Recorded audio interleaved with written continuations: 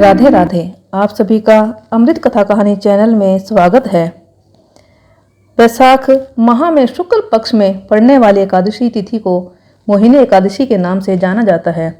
ऐसा कहा जाता है कि मोहिनी एकादशी का व्रत रखने वाला व्यक्ति मोह माया के जंजाल से मुक्त हो जाता है और उसे मोक्ष की प्राप्ति होती है।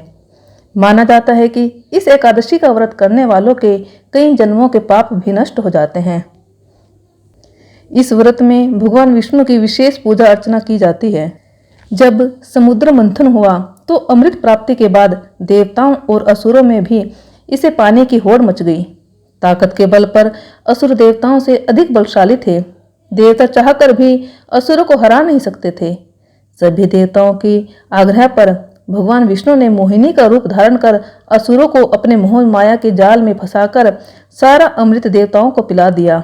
इससे सभी देवताओं ने अमरत्व मिल गया। यही वजह है कि इस एकादशी को मोहिनी एकादशी कहा जाता है।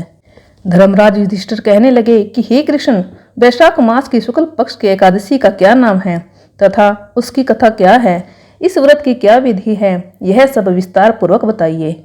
श्री कृष्ण कहने लगे कि हे धर्मराज, मैं आपसे एक कथा कहता हूँ जिसे महर्षि वशिष्ठ ने श्री रामचंद्र जी से कही थी।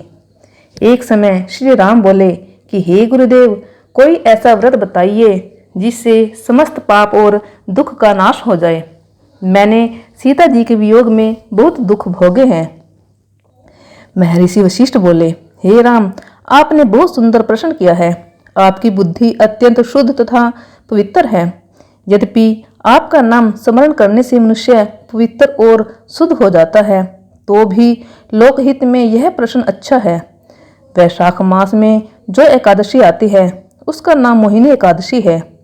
इसका व्रत करने से मनुष्य सब पापों तथा दुखों से छूटकर मोह जाल से मुक्त हो जाता है। मैं इसकी कथा कहता हूँ, ध्यान पूर्वक सुनो। सरस्वती नदी के तट पर भद्रावती नाम की एक नगरी में धूतिमान नामक चंद्रवंशी राजा राज करता था। वहाँ धन धान्य से संपन्न वह पुण्यवान धनपाल नामक वैश्य भी रहता था। वह अत्यंत धर्मालु और विष्णु भक्त था। उसने नगर में अनेक भोजनालय, पियाऊ, कुएं, सरोवर, धर्मशाला आदि बनवाए थे। सड़कों पर आम, जामुन, नीम आदि के अनेक वृक्ष भी लगवाए थे। उसके 5 पुत्र थे, सुमना, सद्बुद्धि, मेधावी, सुकृति और धृष्ट बुद्धि। उनमें से 5वां पुत्र धृष्ट बुद्धि महापापी था। वह पितरादि को नहीं मानता था। वह वेश्या, दुराचारी, मनुष्य की संगति में रहकर जुआ खेलता और पर स्त्री के साथ भोग विलास करता तथा मध्य मांस का सेवन करता था। इसी प्रकार अनेक कुकर्मों में वह पिता के धन को नष्ट करता रहता था। इन्हीं कारणों से त्रस्त होकर पिता ने उसे घर से निकाल दिया था। घर से बाहर निकलने के बाद वह अपने गहने कपड़े बेचकर अपना निर्वाह करने लगा। जब सब कुछ नष्ट हो गया तो वेश्या और दुराचारी साथियों ने उसका साथ छोड़ दिया। अब वह भूख प्यास से अति दुखी रहने लगा। कोई सहारा न देख चोरी करना सीख गया।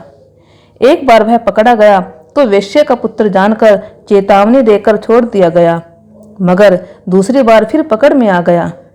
राजाज्ञा से इस बार उसे कारागार में डाल दिया गया। कारागार में उसे अत्यंत दुख दिए गए। बाद में राजा ने उसे नगरी से निकाल जाने का कहा।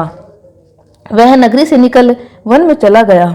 वहां वन्य पशु पक्षियों को मारकर खाने लगा।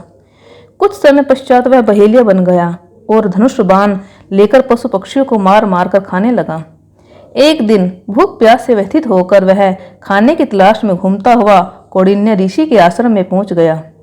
उस समय वैशाख मास था और ऋषि गंगा स्नान कर आ रहे थे। उनके भीगे वस्त्रों के छींटे उस पर पड़ने से उसे कुछ सद्बुद्धि प्राप्त हुई। वह कौंडिन्य मुनि से हाथ जोड़कर कहने लगा कि हे मुनि, मैंने जीवन में बहुत पाप किए हैं। आप इन पापों से छूटने का कोई साधारण बिना धन का उपाय बताइए। उसके दीन वचन सुनकर मुनि ने प्रसन्न होकर कहा कि तुम वैशाख शुक्ल की मोहिनी नामक एकादशी का व्रत करो, इससे समस्त पाप नष्ट हो जाएंगे। मुनि के वचन सुनकर वह अत्यंत प्रसन्न हुआ और उनके द्वारा बताई गई विधि के अनुसार व्रत किया। हे राम, इस व्रत के प्रभाव से उसके सब पाप नष्ट हो गए और अंत में वह गरुड़ पर बैठकर विष्णु लोक को गया। इस व्रत से मोह आदि नष्ट हो जाते हैं। संसार में इस व्रत से श्रेष्ठ कोई व्रत नहीं है।